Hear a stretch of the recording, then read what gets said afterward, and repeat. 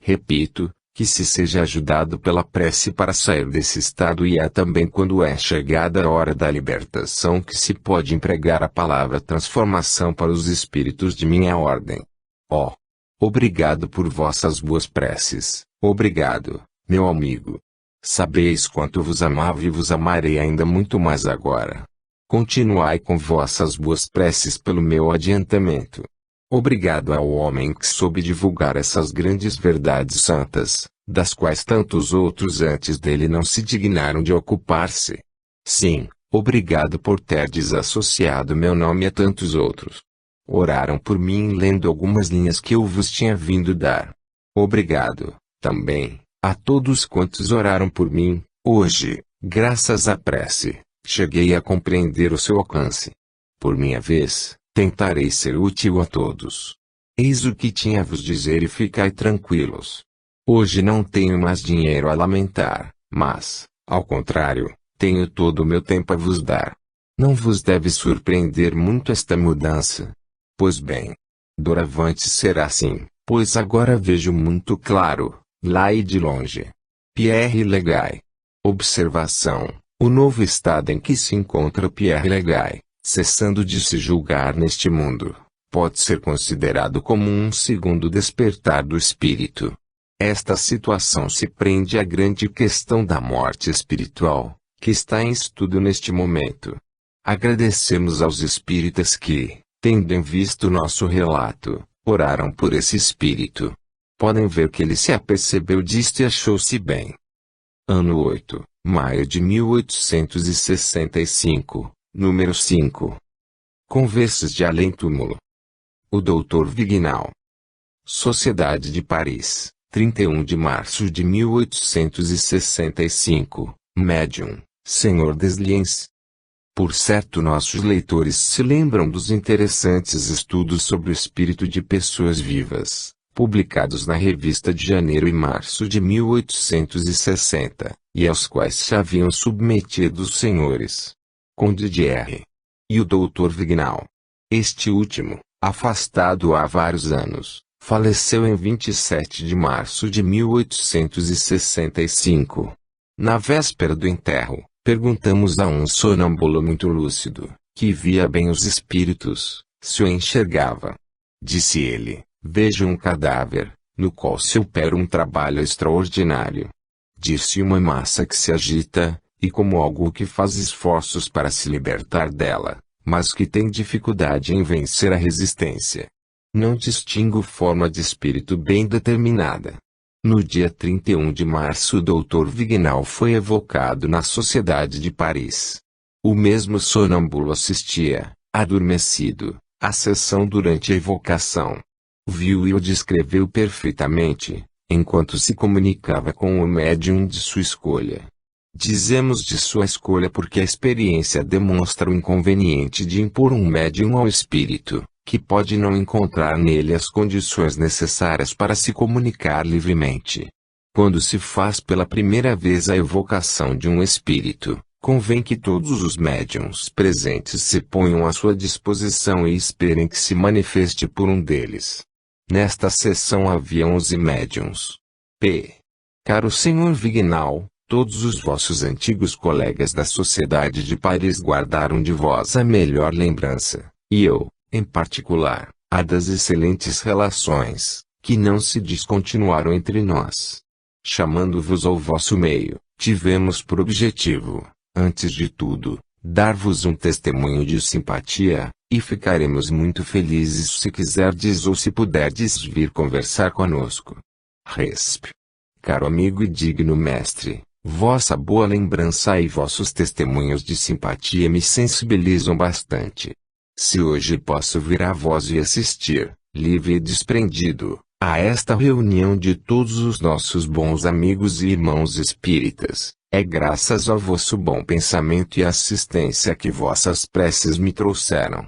Como dizia com justeza meu jovem secretário, eu estava muito impaciente para me comunicar. Desde o começo desta noite empreguei todas as minhas forças espirituais para dominar este desejo. Vossas conversas e as graves questões que discutistes, interessando-me vivamente, tornaram minha espera menos penosa.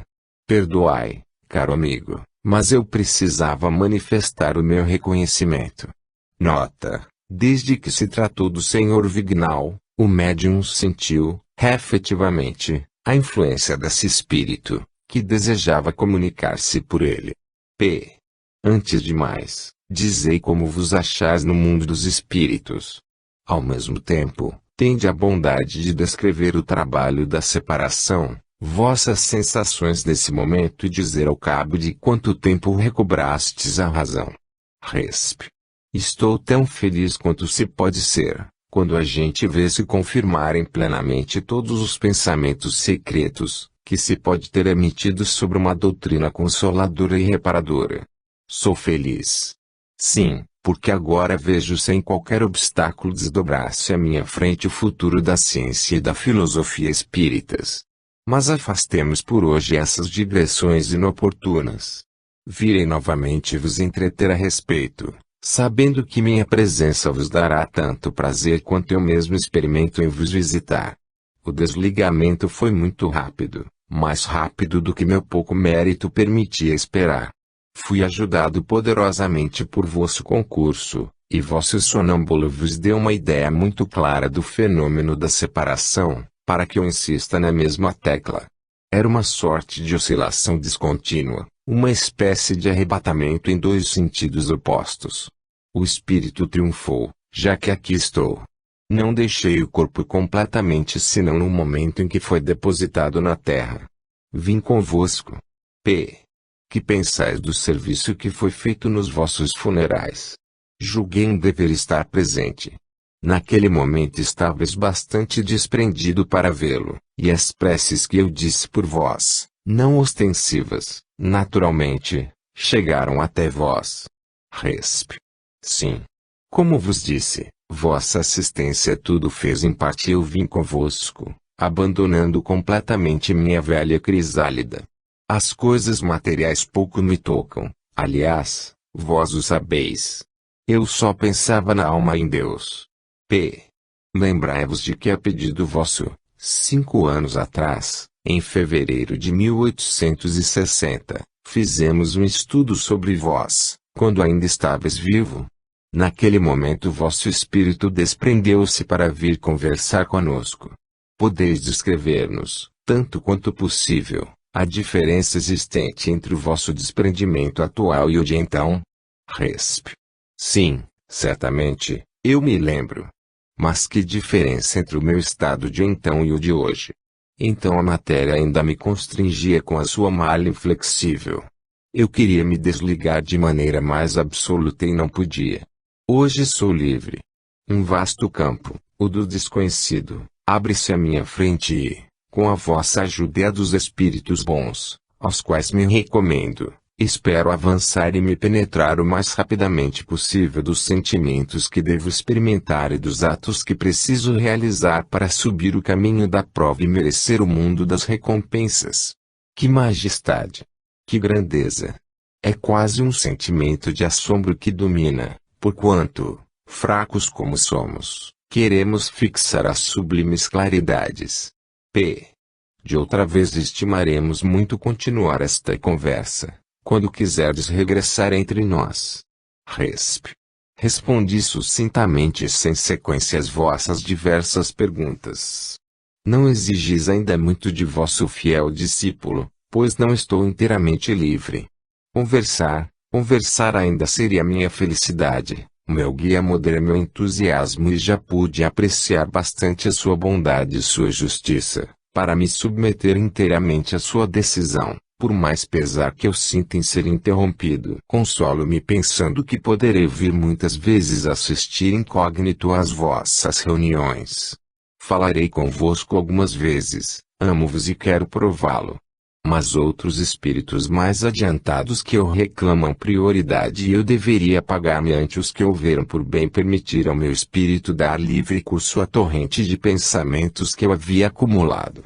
Deixo-vos, amigos, e devo agradecer duplamente, não só vós, espíritas, que me chamastes, mas também a este espírito que permitiu que eu tomasse o seu lugar e que, em vida, usava o nome ilustre de Pascal. Aquele que foi e será sempre o mais devotado de vossos adeptos. Dr. Vignal.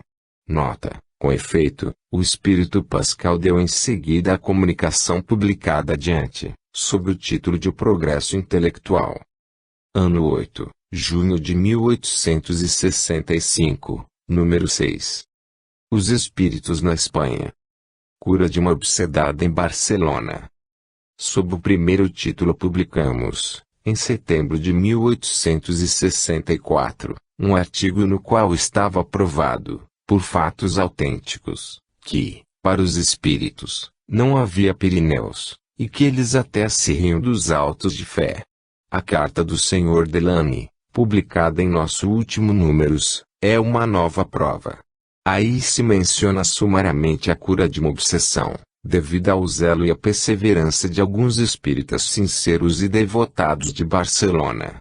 Enviaram-nos o relato detalhado dessa cura, que julgamos por bem publicar, assim como a carta que a acompanhava. Senhor e caro mestre, tivemos o privilégio de ter conosco nosso caro irmão em crença Sr. Delany, e lhe demos informações de nossos fracos trabalhos, bem como de nossos esforços para proporcionar alívio a alguns pobres pacientes, que Deus se dignou pôr em nossas mãos. Entre estes havia uma mulher que, durante 15 anos, foi vítima de uma obsessão das mais cruéis, e que Deus nos permitiu curar. Certamente não era nossa intenção mencioná-la, porque trabalhamos em silêncio, sem nos quereremos atribuir qualquer mérito. Mas, como o Sr. Delany nos disse que o relato dessa cura talvez servisse de estímulo a outros crentes que, como nós, se devotariam a essa obra de caridade, não vacilamos em vos enviar. Bendizemos a mão do Senhor, que nos permite saborear o fruto de nossos trabalhos e já nos dá aqui a sua recompensa. Durante a Semana Santa foram pregados vários sermões contra o Espiritismo, dos quais um se destacava pelos absurdos. O pregador indagava aos fiéis se eles ficariam satisfeitos em saber que as almas de seus parentes renasciam em corpos de boi, de jumento, de porco ou outro animal qualquer.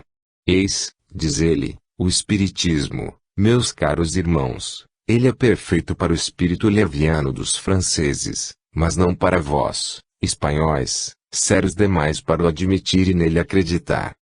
Aceitai. J.M.F. Casada em 1850, Rosene. Foi acometida, poucos dias após o casamento, de ataques espasmódicos, que se repetiam com muita frequência e com violência, até engravidar. Durante a gravidez nada experimentou, mas, depois do parto, os mesmos acidentes se renovavam. Muitas vezes as crises duravam 3 ou 4 horas, durante as quais ela fazia toda sorte de extravagâncias e eram precisas 3 ou 4 pessoas para dominá-la. Entre os médicos chamados, uns diziam que era uma doença nervosa, outros, que era loucura. O mesmo sintoma se repetia em cada gravidez, isto é, os acidentes cessavam durante a gestação e recomeçavam após o parto. Isto já durava há vários anos. O pobre casal estava cansado de consultar uns e outros e a fazer uso de remédios que não davam o menor resultado. Essa gente simples estava no limite da paciência e dos recursos, pois, algumas vezes, a mulher ficava meses inteiros sem poder dedicar-se aos trabalhos domésticos. Por vezes sentia ligeira melhora, que fazia supor uma cura, mas, após algumas semanas de trégua, o mal reaparecia com terrível recrudescência. Como algumas pessoas os persuadissem de que um mal tão rebelde deveria ser obra do demônio, eles recorreram aos exorcismos e a paciente se dirigiu a um santuário distante 20 léguas, de onde voltou aparentemente tranquila, mas, ao cabo de alguns dias o mal voltou com nova intensidade. Ela partiu para outro retiro, onde permaneceu 4 meses, durante os quais ficou tão tranquila que a julgaram curada. Voltou, então, à sua família, alegre por se ver, enfim, livre da cruel doença. Contudo, após algumas semanas, suas esperanças novamente foram por água abaixo, já que os acessos voltaram com mais força que nunca. Marido e mulher estavam desesperados. Foi em julho último, 1864, que um de nossos amigos e irmão em crença nos deu conhecimento do fato, propondo que tentássemos aliviar, se não curar, essa pobre perseguida, pois a julgava tomada de uma obsessão das mais cruéis. Na ocasião a doente estava sendo submetida a tratamento magnético, que lhe havia proporcionado um certo alívio, mas o magnetizador, embora espírita, não tinha meios de evocar o espírito obsessor, por falta de médiuns e, apesar de sua vontade, não podia produzir o efeito desejado. Aceitamos com interesse essa oportunidade de fazer uma boa obra. Reunimos vários adeptos sinceros e mandamos trazer a doente. Bastaram alguns minutos para reconhecermos a causa da moléstia de Rose. Era, com efeito, uma obsessão das mais terríveis. Tivemos muito trabalho para fazer o obsessor vir ao nosso chamado. Ele foi muito violento, respondeu algumas palavras incoerentes e logo se atirou enfurecido sobre sua vítima, provocando-lhe violenta crise, logo acalmada pelo magnetizador. Na segunda sessão, ocorrida poucos dias depois, pudemos reter por mais tempo o espírito obsessor, que, no entanto, se mostrou sempre rebelde e muito cruel para com sua vítima. A terceira evocação foi mais feliz. O obsessor conversou familiarmente conosco, fizemo-lo compreender todo o mal que fazia, perseguindo essa infeliz mulher, mas ele não queria confessar seus erros e dizer que a fazia pagar uma velha dívida. Na quarta evocação orou conosco e se queixou por ter sido trazido a nós contra sua vontade, queria vir, mas de moto próprio. Foi o que fez na sessão seguinte. Pouco a pouco, a cada nova evocação, exercíamos maior domínio sobre ele e acabamos por fazê-lo renunciar ao mal que, desde a quarta sessão, vinha diminuindo. Na nona, tivemos a satisfação de ver as crises cessarem. De cada vez uma magnetização de 12 a 15 minutos acalmava totalmente Rose e a deixava num estado de perfeita tranquilidade. Desde o mês de agosto, há 9 meses, portanto, a doente não teve mais crises, e suas ocupações não foram interrompidas. Apenas uma vez ou outra ela sofria ligeiros abalos, em consequência de alguma contrariedade que não podia dominar, mas eram como relâmpagos sem tempestade, praticamente para lhe demonstrar que não devia esquecer os bons hábitos que tinha contraído para com Deus e os seus semelhantes. É preciso dizer também que ela contribuiu poderosamente para a cura, por sua fé, seu fervor e sua confiança no Criador, e pela moderação de um caráter naturalmente irritável. Tudo isto contribuiu para que o obsessor se enchesse de coragem, pois não a tinha bastante para tomar resolutamente o bom caminho, temia as provações que teria de sofrer para merecer o perdão.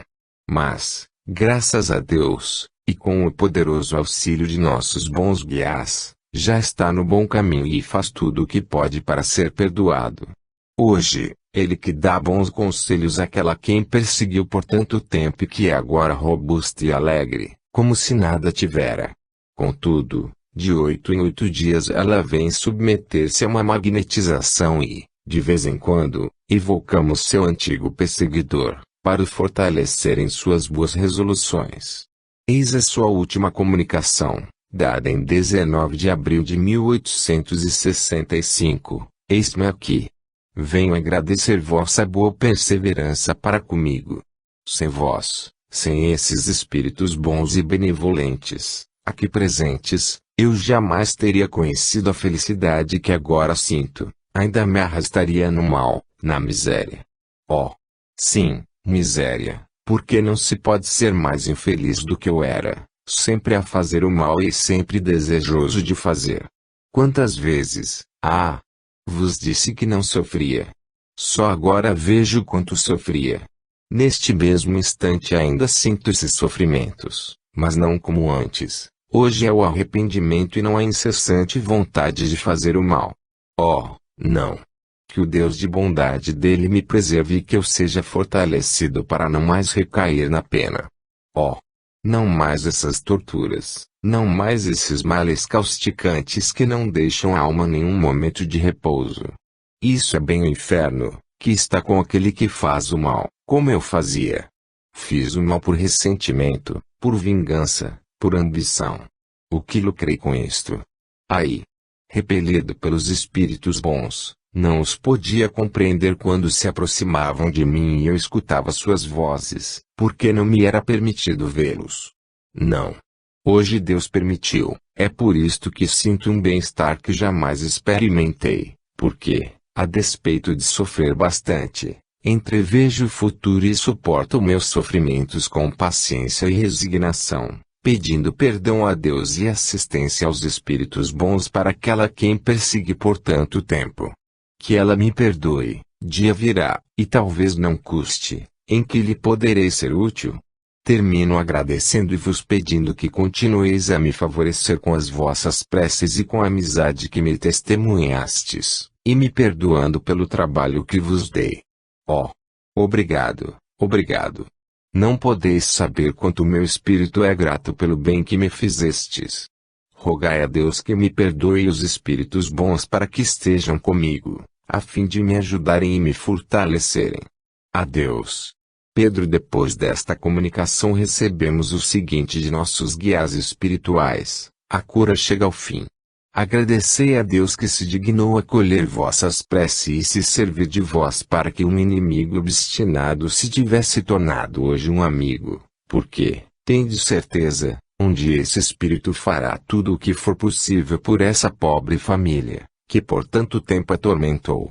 Mas vós, caros filhos, não abandoneis o perseguidor, nem a perseguida, ambos ainda precisam de vossa assistência, um para o sustentar no bom caminho que tomou, evocando algumas vezes, aumentareis a sua coragem, a outra, para dissipar totalmente o fluido malsão que a envolveu tanto tempo. De vez em quando fazei-lhe uma abundante magnetização, sem o que ela ainda se acharia exposta à influência de outros espíritos malévolos, pois sabeis que estes não faltam e vós o lamentareis. Coragem, pois, acabai, completai a vossa obra e preparai-vos para as que ainda vos estão reservadas.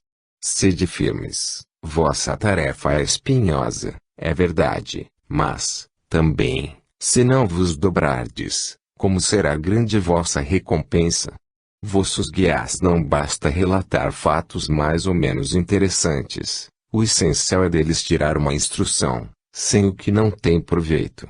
É pelos fatos que o Espiritismo se constituiu em ciência e em doutrina, mas, se não nos tivéssemos limitado senão a constatá-los e a registrá-los, não estaríamos mais adiantados que no primeiro dia. No Espiritismo, como em toda a ciência, sempre há algo a aprender.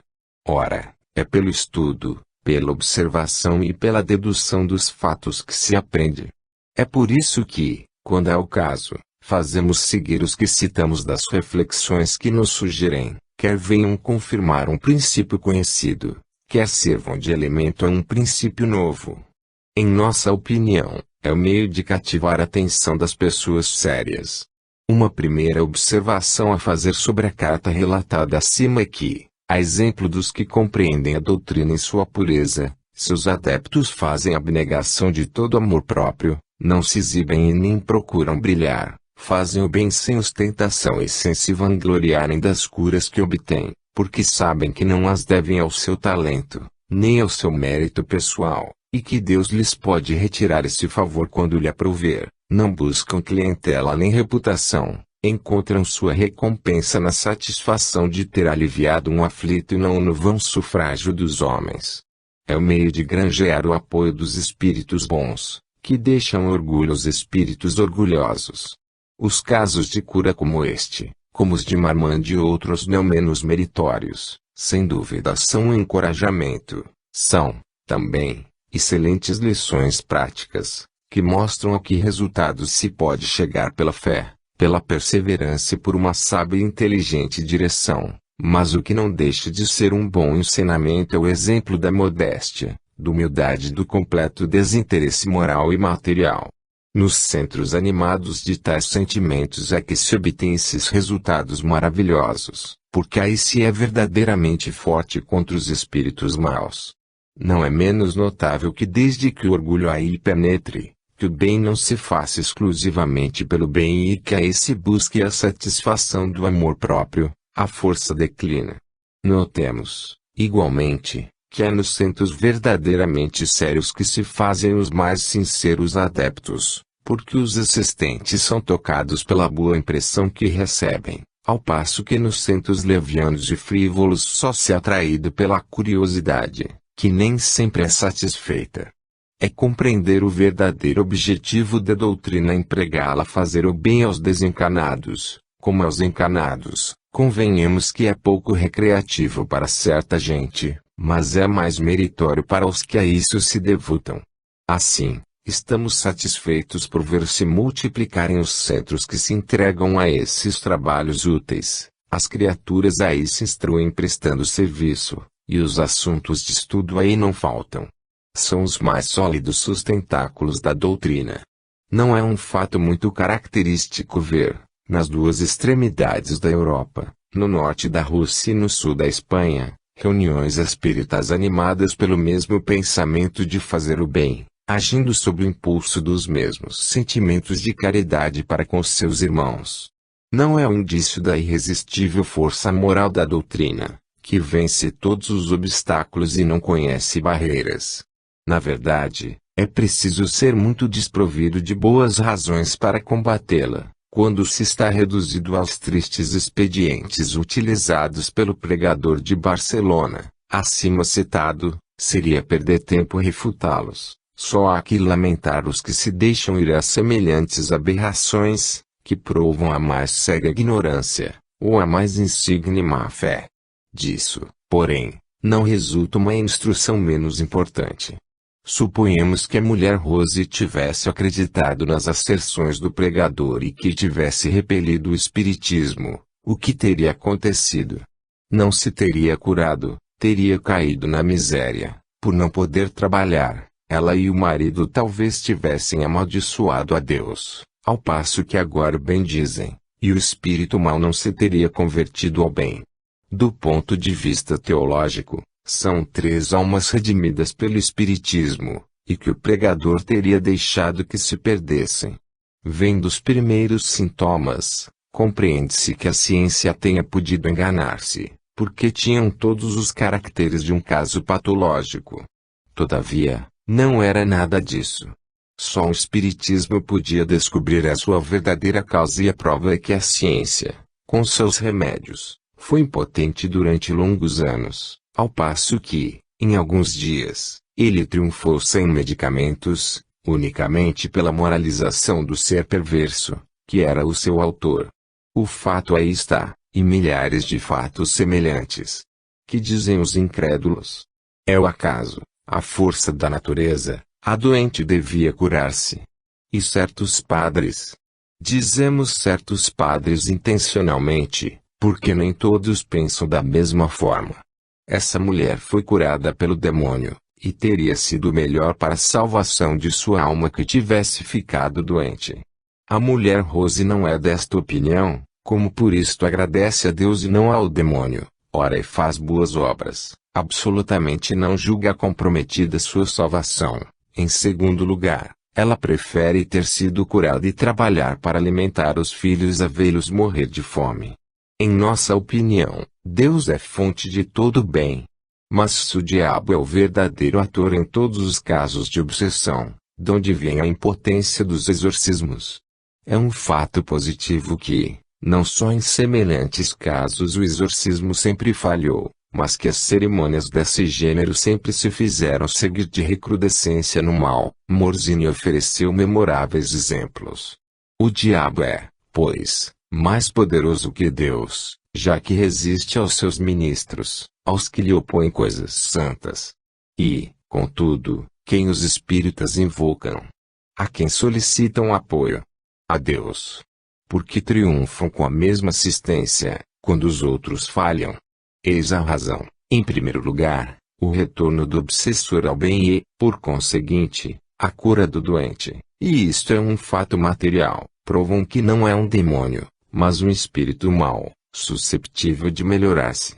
Em segundo lugar, no exorcismo só lhe contrapõem palavras e sinais materiais, na virtude dos quais acreditam, mas que o espírito não leva em nenhuma conta, irritam-no, ameaçam-no, amaldiçoam-no e o condenam às chamas eternas. Querem domá-lo pela força, mas, como é inatingível, ele ri e vos escapa, querendo provar que é mais forte que vós.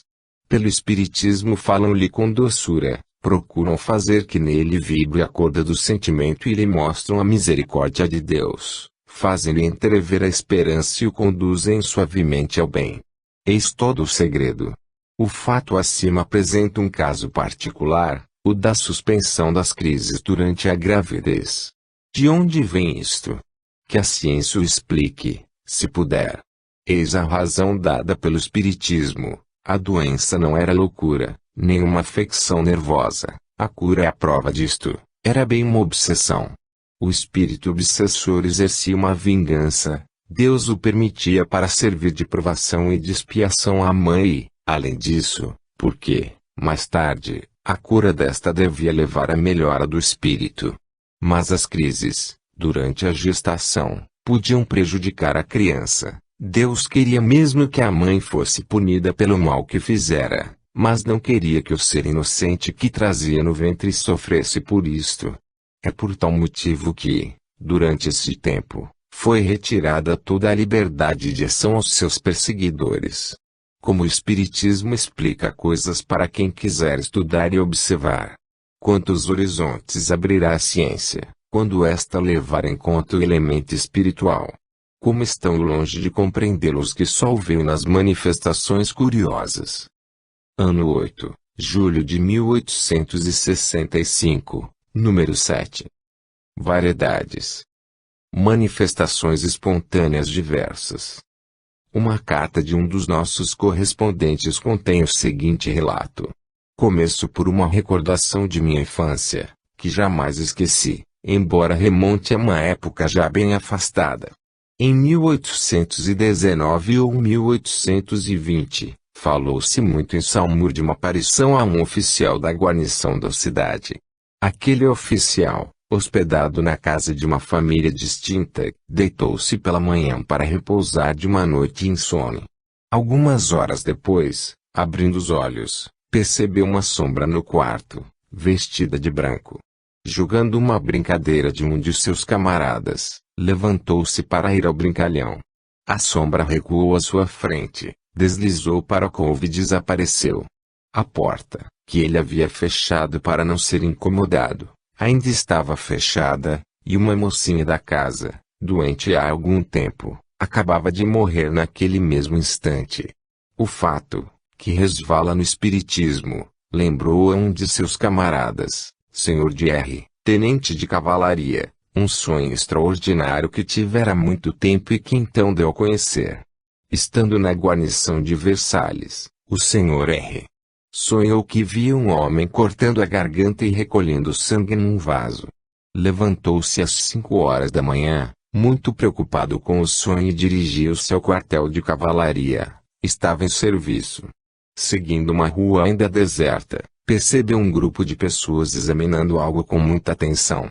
Aproximou-se e soube que um homem acabava de se matar e, coisa extraordinária, disseram-lhe que tinha feito correr o sangue numa tina, cortando o pescoço. O senhor de R. reconheceu nas feições desse homem aquele mesmo que tinha visto durante a noite, no sonho. Eu só soube desses fatos por ouvir dizer, e não conheci nenhum dos oficiais. Eis outros, que me são quase pessoais. Minha mãe era uma mulher de uma piedade verdadeira e esclarecida, que na maioria das vezes só se manifestava por uma ardente caridade, como ordena o Espiritismo, mas sem qualquer caráter supersticioso e impressionável. Muitas vezes me contou esta lembrança de sua juventude. Quando moça, tinha uma amiga muito doente, ao lado da qual passava a parte das noites, para lhe prestar cuidados. Uma noite em que caía de fadiga, o pai da doente insistiu para que fosse repousar, prometendo-lhe que se a filha piorasse iria preveni-la. Minha mãe cedeu e deitou-se, depois de ter trancado bem o quarto. Cerca de 2 horas da manhã foi despertada pelo contato de 2 dedos gelados sobre o ombro. Ficou vivamente impressionada e não conseguiu mais dormir. Então se vestiu para ir à sua querida doente, e já ia abrir a sua porta quando bateram na porta da casa. Era um empregado que vinha comunicar-lhe a morte de sua amiga, que acabava de expirar. Certo dia do ano de 1851 eu percorri a galeria de quadros e retratos da família do magnífico Castella de C, conduzido pelo Dr. B, que tinha sido médico da família. Parei algum tempo em frente ao retrato de um homem de 40 e poucos anos, vestido, tanto quanto posso lembrar, com um costume azul, colete listrado de vermelho e preto e calças cinzentas. O Sr. B se aproximou de mim e disse: "Eis como viu o Conde de C, 15 dias depois de sua morte." Pedi uma explicação e eis o que me foi respondido: certa noite, na bruma, mais ou menos 15 dias depois da morte do Sr. de C, eu saía do quarto da Senhora Condessa. Para sair, eu devia seguir um longo corredor, no qual se abria a porta do gabinete do Sr. de C. Quando cheguei em frente daquela porta, ela se abriu e o Sr. de C saiu, avançou para mim e marchou ao meu lado até a porta de saída. O Sr. de B atribuiu o fato a uma alucinação. Mas, em todo caso, ela se teria prolongado muito, porque penso que no fim do corredor havia outra peça a atravessar antes da saída. Enfim, eis um fato que me é inteiramente pessoal. Em 1829, creio, em Aguenel, na Alsácia, eu era encarregado da direção de uma enfermaria de convalescentes, que nos enviava a numerosa guarnição de Estrasburgo, então muito atacada por febres intermitentes. No número dos doentes eu tinha um jovem tocador de tambor que, todas as noites, depois de meia-noite, sentia alguém deslizar em seu leito, agarrá-lo e morder-lhe o peito à altura da mão esquerda. Os seus camaradas de quarto me disseram que nos últimos 8 dias eram despertados por seus gritos, que ao se aproximarem dele o encontravam agitado, apavorado e só podiam acalmá-lo depois de explorar com a ponta do sabre e constatar que não havia ninguém, nem debaixo da cama, nem nas cercanias. Encontrei o jovem soldado com o peito um tanto inchado e doloroso do lado esquerdo, e então atribui seu estado à ação desta causa física sobre a sua imaginação, mas o efeito só se produzia por alguns instantes em cada 24 horas. Produziu-se ainda algumas vezes, depois não mais ouvi falar do caso. Observação: sabe-se quão numerosos são os fatos desse gênero, o Espiritismo os admite, porque lhes dá a única explicação racional possível. Por certo haverá, nesse números, alguns que, a rigor, poderiam ser atribuídos ao que se convencionou chamar de alucinação, ou a uma preocupação do espírito, mas já não poderia ser assim quando são seguidos de uma ação material. São tanto mais importantes quanto mais reconhecida sua autenticidade, e não podem, como dissemos no artigo precedente, ser levados à conta de habilidades. Ano 8, agosto de 1865, número 8. Manifestações de Fives, perto de Lille, Norte. Lê-se no Independent de Douai, de 6 e 8 de julho de 1865, o relato seguinte, dos fatos que acabam de se passar em Fives. 1. Há cerca de 15 dias, na rua do Peoré, em Fives, passam-se fatos ainda inexplicáveis e causam uma profunda sensação em todo o bairro. A certos intervalos, no pátio de 2 casas dessa rua, cai uma saraivada de projéteis do que quebram vidraças, por vezes atingem os moradores, sem que se possa descobrir nem o lugar de onde partem, nem a pessoa que os atira. As coisas chegaram a tal ponto que um dos 2 locatários teve de proteger suas janelas com grade, temeroso de ser abatido. No início os interessados espreitavam, mas depois recorreram à polícia que, durante vários dias, exerceu a mais ativa vigilância. Isto não impediu que pedaços de tijolos, carvão de pedra, etc., caíssem abundantemente nos 2 pátios. Até um agente recebeu um projétil nos rins, no momento em que procurava explicar a um de seus camaradas a parábola que as pedras descreviam antes de cair. O vidraceiro, substituindo os vidros quebrados na véspera por pedaços de tijolo, foi igualmente atingido nas costas. Logo se precipitou, jurando conhecer o autor desses atos repreensíveis, mas não foi mais feliz que os outros. Desde alguns dias constata-se notável diminuição no volume dos projéteis, mas são mais numerosos, de sorte que a emoção continua. Entretanto, esperam em breve descobrir o que há de misterioso nesse caso singular. 2. Os fenômenos bizarros que se produzem na Rua do Preoré, em Fives, desde quinta-feira, 14 de junho, e dos quais já tínhamos falado, desde sábado entraram numa nova fase, diz o jornal de onde extraímos o primeiro relato. Não se trata mais de projéteis atirados de fora com um barulho extraordinário contra portas e janelas e, muito menos violentamente, contra as pessoas. Eis o que se passa agora numa das duas casas de que se falou, pois a outra está em perfeito sossego. No sábado caíram no pátio 8 vinténs e 5 moedas de 2 centavos belgas. A dona da casa, vendo ao mesmo tempo vários móveis se mexerem e cadeiras sendo derrubadas, vai chamar pessoas da vizinhança. Levantam as cadeiras, por várias vezes elas caem de novo. Ao mesmo tempo vêem-se no jardim os tamancos, deixados na entrada pela servente, pular em cadência, como se estivessem nos pés de uma pessoa que dançasse. Ao anoitecer, um calendário posto em cima de uma lareira saltou e rodopiou no ar. Sapatos colocados no chão também saltaram e caíram de boco. Vindo a noite, o dono da casa, Sr. M., resolveu vigiar. Apenas só, ouvia um barulho. Era um candelabro que caía sobre a lareira. Enquanto se levantava, uma concha rolou por terra. Abaixou-se para apanhar, outro candelabro lhe caiu nas costas. Essas artimanhas duraram uma parte da noite. Durante esse tempo a empregada, que dorme nos altos, gritou por socorro.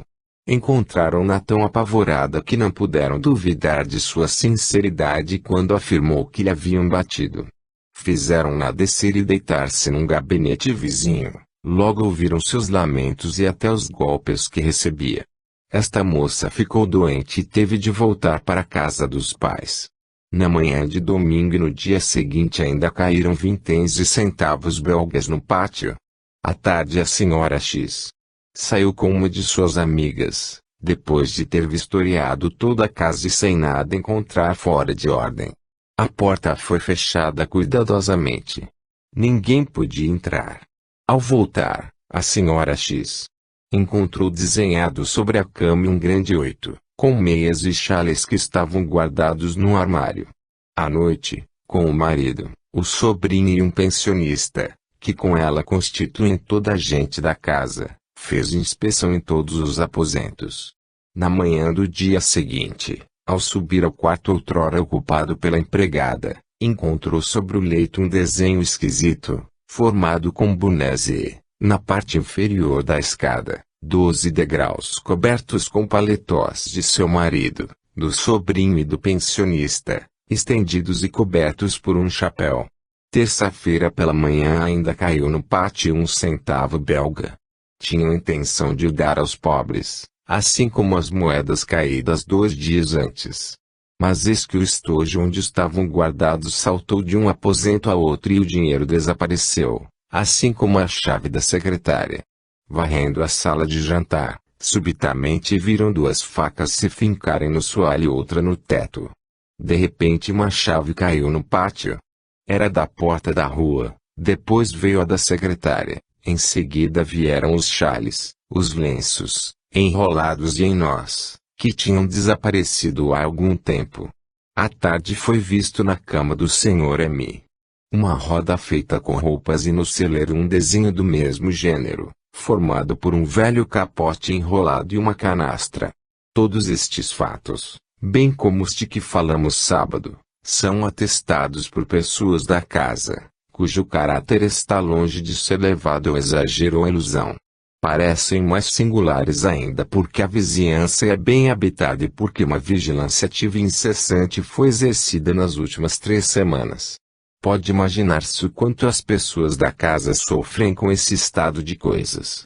Depois de terem tapado as janelas do lado do pátio, resolveram abandonar as peças onde se produziam os fatos que relatamos e agora estão, de certo modo, acampadas em 2 ou 3 aposentos, esperando o fim de seus aborrecimentos. Pela crônica, Th. Denis. Como se vê, esses fatos têm certa analogia com os tipoitiers, do Boulevard Chave, em Marsella, das ruas de Grèce e Noyeres, em Paris, de Oued, perto de Estrasburgo, e de uma porção de outras localidades. Em toda parte surpreenderam a mais ativa vigilância e burlaram as investigações da polícia. Graças à sua multiplicação, terminarão por abrir os olhos.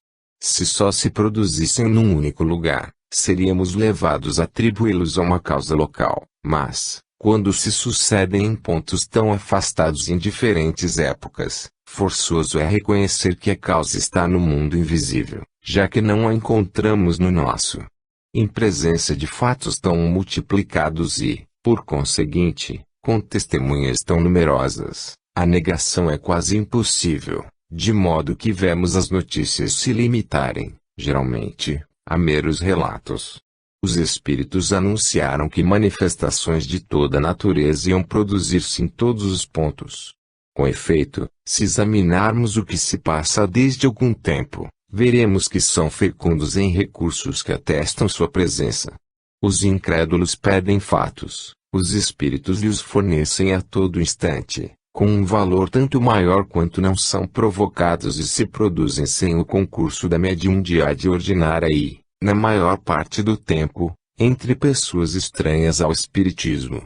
Parece que os espíritos lhes dizem: acusais os médiuns de conivência, de prestidigitação, de alucinações, nós vos damos fatos que não são suspeitos. Se depois disto ainda não credes, é que quereis fechar os olhos e os ouvidos. As manifestações de Fives, ademais, nos são atestadas pelo Sr. Mallet, de Douai, oficial superior e homem de ciência, que se informou de sua realidade nos próprios locais e junto a pessoas interessadas. Podemos, pois, garantir a sua perfeita exatidão. Ano 8, setembro de 1865, número 9. Um egoísta. Estudo espírita moral. No dia 10 de janeiro de 1865, um dos nossos correspondentes de Lyon nos transmitiu o seguinte relato. Numa localidade vizinha, conhecíamos um indivíduo, cujo nome omitimos, para não sermos maledicentes e porque o nome nada tem com o fato. Era espírita e, sob o domínio dessa crença se melhorou, embora não a tivesse aproveitado tanto quanto poderia tê-lo feito, devido à sua inteligência. Vivia com uma velha tia, que o amava como filho, e que não poupava trabalhos nem sacrifícios por seu caro sobrinho. Por economia era boa mulher que cuidava da casa. Até aí tudo muito natural, o que era menos é que o sobrinho, jovem e em boa forma, a deixava fazer trabalhos acima de sua força, sem que jamais lhe acudisse a ideia poupar-lhe marchas penosas para sua idade, o transporte de fardos e coisas semelhantes. Na casa não mudava um móvel de lugar, como se tivesse criados às suas ordens, e mesmo que previsse algum penoso serviço excepcional, arranjava um pretexto para se abster, temeroso de que lhe pedissem um auxílio, que não poderia recusar. Entretanto, havia recebido várias lições a respeito, poder-se-ia dizer afrontas, capazes de fazer refletir um homem de coração, mas era insensível. Um dia em que a tia se extenuava rachando lenha, lá estava ele sentado, fumando tranquilamente o seu cachimbo. Entrou um vizinho e, vendo isto, lançou um olhar de desprezo sobre o rapaz e disse: isto é trabalho para homem, e não para mulher. Depois, tomando o machado, pôs-se a rachar a lenha, enquanto o outro olhava. Era estimado como um homem decente e de boa conduta, mas porque seu caráter não tivesse amenidade nem perseverança, Não era apreciado e a maioria dos amigos se haviam afastado. Nós, espíritas, nos afligíamos por essa dureza de coração e dizíamos que um dia ele pagaria muito caro por isso. A previsão realizou-se ultimamente. Devo dizer que, em consequência dos esforços que fazia, a velha senhora foi acometida por uma hérnia muito grave, que a fazia sofrer muito, mas que ela tinha coragem para não se lamentar. Durante seus últimos frios, provavelmente querendo esquivar-se a um trabalho penoso, o sobrinho saiu cedo e não voltou. Ao atravessar uma ponte, foi atingido pela queda de uma viatura e arrastado por uma encosta. Morreu 2 horas depois. Quando fomos informados do fato, quisemos evocá-lo, e eis o que nos foi respondido por um dos nossos guias: aquele a quem quereis chamar não poderá comunicar-se antes de algum tempo. Venho responder por ele e vos dizer o que quereis saber, mais tarde ele vos-lo confirmará. Neste momento ele está muito perturbado pelos pensamentos que o agitam. Vê a tia a doença que ela contraiu em consequência das fadigas corporais e da qual ela morrerá. É isto que o atormenta, pois se considera como seu assassino. E o é, com efeito, já que lhe podia poupar o trabalho que será causa de sua morte. Para ele é um remorso pungente que o perseguirá por muito tempo, até que tenha reparado a sua falta. Ele queria fazê-lo, não deixa a tia, mas seus esforços são inúteis e, então, se desespera. É preciso, para o seu castigo, que a veja morrer devido à sua negligência egoísta, porque sua conduta é uma variedade de egoísmo. Orai por ele, a fim de que possa manter o arrependimento, que mais tarde o salvará. P. Nosso caro guia poderia dizer-nos se não lhe serão levados em conta outros defeitos de que se corrigiu por causa do espiritismo e se sua posição não se abrandou. Resp. Sem nenhuma dúvida, essa melhora lhe é levada em conta, pois nada escapa ao olhar perscrutador da divina providência. Mas eis de que maneira cada boa ou má ação tem suas consequências naturais, inevitáveis, conforme estas palavras do Cristo: a cada um segundo as suas obras. Aquele que se corrigiu de algumas faltas se poupa da punição que elas teriam acarretado e, ao contrário, recebe o prêmio das qualidades que a substituíram, mas não pode escapar às consequências dos defeitos que ainda ficaram. Assim, não é punido senão na proporção e conforme a gravidade destes últimos. Quanto menos os tiver, melhor a sua posição. Uma qualidade não resgata um defeito, diminui o número destes e, por conseguinte, a soma das punições.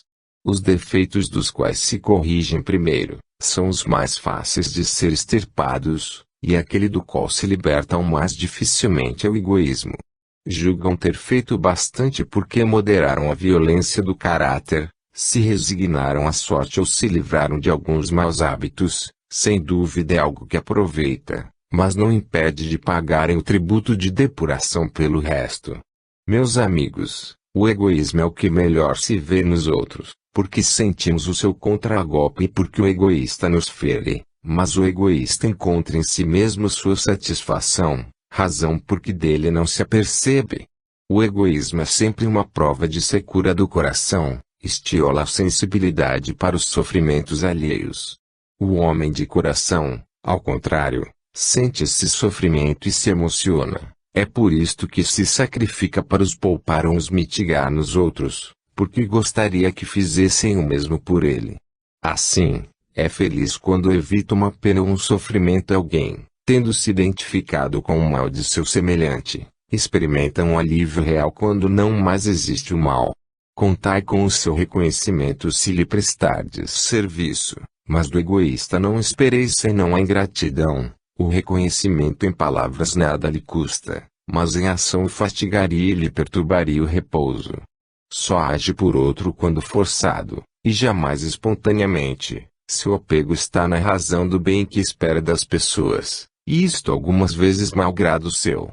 O rapaz de quem falamos certamente gostava da tia e se teria revoltado se lhe tivessem dito o contrário. Contudo, sua afeição não chegava a ponto de fatigar-se por ela. De sua parte não era um desígnio premeditado, mas uma repulsa instintiva, consequência de seu egoísmo nato.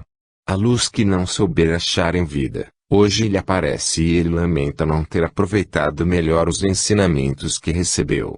Orai por ele. O egoísmo é o verme roedor da sociedade, é mais ou menos o de cada um de vós.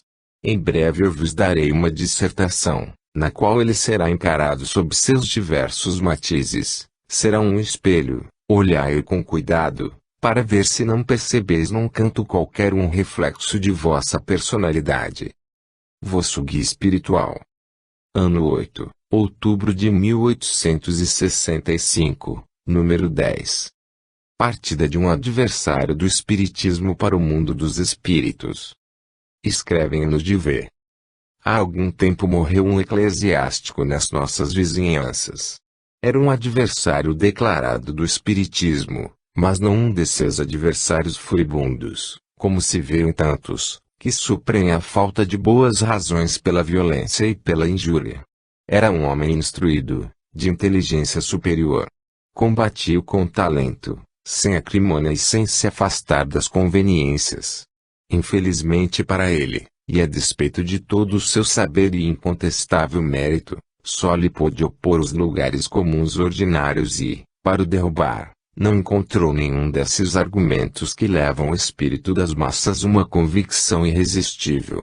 Sua ideia fixa, ou pelo menos a que buscava fazer prevalecer, era que o espiritismo só teria um tempo, que sua rápida propagação não passava de um entusiasmo passageiro, e que cairia como todas as ideias utópicas. Tivemos a ideia de o evocar em nosso pequeno círculo. Sua comunicação nos pareceu instrutiva, sob vários aspectos, razão por que nós vos-la remetemos. Em nossa opinião ela traz um selo incontestável de identidade. Eis a comunicação, ao guia do médium. Teríeis a bondade de dizer se podemos fazer a evocação do Senhor Abade de Resp. Sim, ele virá. Mas, embora persuadido da realidade de vossos ensinos, de que a morte o convenceu, ainda tentará provar-vos a inutilidade dos vossos esforços para os espalhar de maneira séria. Ele pronto a apoiar-se em dissensões momentâneas suscitadas por alguns irmãos do que se extraviaram, para vos provar a insanidade de vossa doutrina. Escutai-o, sua linguagem vos fará conhecer a maneira por que lhe deveis falar. Evocação, caro Espírito D, esperamos que, com a ajuda de Deus e dos Espíritos bons, vos digneis comunicar-vos conosco. Como podeis ver, todo o sentimento de curiosidade está longe de nosso pensamento. Provocando esta conversa, nosso objetivo é dela tirar uma instrução proveitosa para nós e, talvez, também para vós. Ser-vos-emos, pois, reconhecidos pelo que nos quiserdes dizer. Resp. Tendes razão de me chamar, mas vos enganais supondo que eu pudesse recusar-me a vir até vós. Ficais certos de que meu título de adversário do espiritismo não é motivo para que eu guarde silêncio. Tenho boas razões para falar.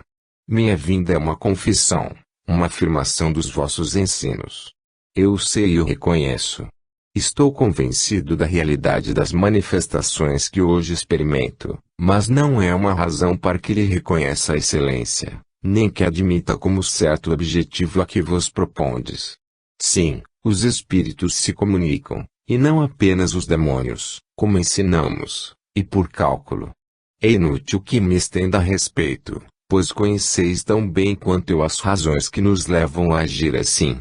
Certamente, os espíritos de todas as espécies se comunicam, disto sou uma prova, porquanto, embora não tenha a veleidade de me crer um ser superior, quer por meus conhecimentos, quer por minha moralidade, tenho bastante consciência de meu valor para me estimar acima dessas categorias de espíritos sujeitos à expiação das mais vis imperfeições. Não sou perfeito, como qualquer um, cometi faltas. Mas, reconheço com orgulho, se fui um homem de partido, fui, ao mesmo tempo, um homem de bem, no verdadeiro sentido da palavra. Escutai-me, pois. Os padres podem estar equivocados em vos combater. Não sei o que reserva o futuro e não entrarei em discussão se há ou não fundamento em sua posição, verdadeiramente sistemática, mas, também, examine